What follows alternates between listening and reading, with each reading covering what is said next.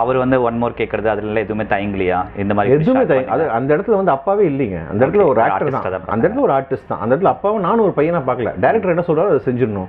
So one more வந்து actually கேட்கல, அதுக்கு முன்னாடி ஒரே ஒரு டேக் மட்டும் ஒரு ஒன் மோர் கேட்டால் டைலாகோட மாடுலேஷன் இந்த மாதிரி பேசினா நல்லா இருக்கும்னு, அது மட்டும்தான். மற்றபடி வந்து ஹி வாஸ் சாட்டிஸ்ஃபைட். நானும் 2 முன்னாடி கேட்டேன், நல்லா இருக்கு அப்சல்யூட்லி நீட், டப்பிங் போது பார்த்துக்கோ அப்படின்ட்டு. நார்மலாக ஒரு ப்ரொஃபஷனல் டேரக்டர் என்ன சொல்லுவாரோ அதே பதில்.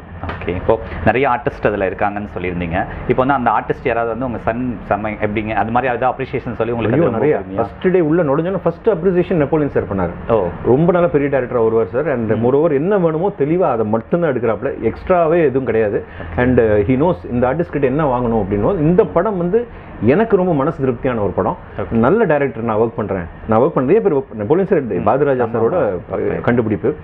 அவர் சொல்லும் போது எனக்கு பெரிய பிளெஸிங்காக இருந்தது. அதுக்கப்புறம் விதாத் சார் நிறைய படங்கள் பண்ணுறாரு, நல்ல கேரக்டர்ஸ் சூஸ் பண்ணி பண்ணக்கூடிய ஆள், டெப்த்தில் பண்ணக்கூடிய ஆள். அவர் வாயிலேருந்து வரும்போது அஸ்வின் சூப்பர் அப்படின்னும் போது, அப்புறம் ஹிப்ஹாப் தமிழா நிறைய பேர் சொன்னாங்க அவரே டைரக்ட் பண்ணுவார், அவர் இன்டர்ஃபியர் பண்ணுவார், அதெல்லாம் அது எதுவுமே இல்லை. ஓகே, அஸ்வின் பிரதர் என்னை வந்து ரொம்ப லேசி ஆக்கிட்டீங்க, என்னை உட்கார வச்சிட்டீங்க. காரணம் என்னன்னா அவருக்கு வந்து அஸ்வினோட நல்ல சிங்க், 2 பேரும் பிரதர்ஸ் மாதிரி. இவருக்கு ஹீரோவோட நல்ல சிங்க், இவருக்கு கதை ஓட்டம் புரிஞ்சிருக்கும், இவருக்கும் கதை ஓட்டம், ஹீரோ என்ன பண்ணலாம் கரெக்டாக இருக்கும்னு அவருக்கும் வந்து அஸ்வின் எனக்கு கரெக்டாக தான் சொல்லுவார், நம்பிக்கை வந்தனால எந்த விதமான இதுவுமே இல்லை. அண்ட் ஆஷா மேம், அவங்க மம்முட்டி, நிறைய மோகன்லால், அவங்க ஒரு பிளெஸ்ட் சைல்டு அப்படின்னாங்க. 2 வார்த்தை தான், ரொம்ப மிகப்பெரிய வார்த்தை அது. ஏன்னா நம்மளுக்கு கிடைக்கிற அப்ரிஷியேஷன் விட நம்மளோட குழந்தைங்களுக்கு கிடைக்கிறது இது எல்லாத்தோடையும் வந்து எப்படின்னா எங்க தாத்தா பெரிய ப்ரொடியூசர். ஓகே, ஸோ அந்த ஸ்தானத்துல இருந்து தியாகராஜன் சார், சத்யஜோதி ஃபிலிம்ஸ், அவங்க மேடம் வந்து ரொம்ப ஹாப்பியா நம்பி நல்லா இருக்கு படம் அப்படின்னு சொல்லும் போது அவரே வந்து எனக்கு பிளஸ் பண்ண மாதிரி இருந்தது. கண்டிப்பாக நல்ல மூமெண்ட் அது. ஓகேங்க சார், இப்போ ஒரு 15 இயர்ஸ் முன்னாடி உங்கள் கேரியர் ஸ்டார்ட் பண்ணீங்கன்னு சொன்னீங்க.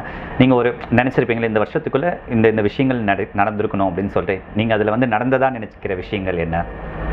ஃபுல்ஃபில்மெண்ட், ட்ரீம் கம் ட்ரூ அப்படின்னா ஒரு நடிகன் ஆகணும்னு முதல்ல ஆயாச்சு. ஓகே, அப்போ ஒரு அல்ப ஆசை இருந்தது, ஒரு சீரியலோ இல்லை ஒரு படம் பண்ணிட்டு ரோட்ல போனால் எல்லாம் திரும்பி பார்ப்பாங்க, அதுவும் ஃபுல்ஃபில் ஆயிடுச்சு. அதுக்கப்புறம் அது வந்து குழந்தைத்தனமா ஆயிடுச்சு, இது நார்மல் ஆடியன்ஸ் பப்ளிக் அப்படிங்கிற. ஸோ அண்ட் 3வது வந்து சில ஆக்டர்ஸோட நடிக்கணும்னு, அதில் வந்து பார்த்தீங்கன்னா விஜய் சார், நயன்தாரா அண்ட் சிவகார்த்திகேயன், இப்படி வந்து ஃபுல்ஃபில். இப்போ ஜெயம் ரவி சாரை நம்ம பார்த்து ரொம்ப சந்தோஷப்பட்டிருக்கோம். எம் குமரன் சன் ஆஃப் அவர் பக்கத்தில் உட்காந்து அவரோட நடிக்கணுன்ற போது அது பெரிய விஷயம். இப்போ வெனிதா கபடி குழு பார்க்கும் போதெல்லாம் சுசீந்திரன் சார் மாதிரி ஒரு டேரக்டரோட பண்ணணும், ஸ்போர்ட்ஸ் பேஸ்ட் பண்ணணும்னு ஜீவா கிடைச்சது எனக்கு. ஸோ இந்த மாதிரி ட்ரீம்ஸ் எல்லாம் எனக்கு ஃபுல்ஃபில் ஆகிட்டே வந்தது. ஸோ ஹீரோ, இந்த நம்மளுக்கு பிடிச்ச ஹீரோஸ், நம்மளுக்கு பிடிச்ச நம்ம தேட்டரில் பார்த்துட்டு அவங்க கூட நடிக்கிற போது இதெல்லாம் பெரிய ட்ரீம் அது. கண்டிப்பாக. ஸோ இதெல்லாமே கொஞ்சம் கொஞ்சம் இன்னும் நிறைய இருக்குது. இப்போ ட்ரீம்ஸ்னால் ஒரு கனவுன்றது பெருசு, குட்டி குட்டி கனவாக வந்து கொஞ்சம் பெருசாக வந்தது. பெரிய ஹீரோஸ், பெரிய ஹீரோயின் இன்னும் நடந்துகிட்டே இருக்குது. ஒரு நாளும் ஒரு ட்ரீம் ஃபுல்ஃபில் ஆகிட்டு இருக்கு.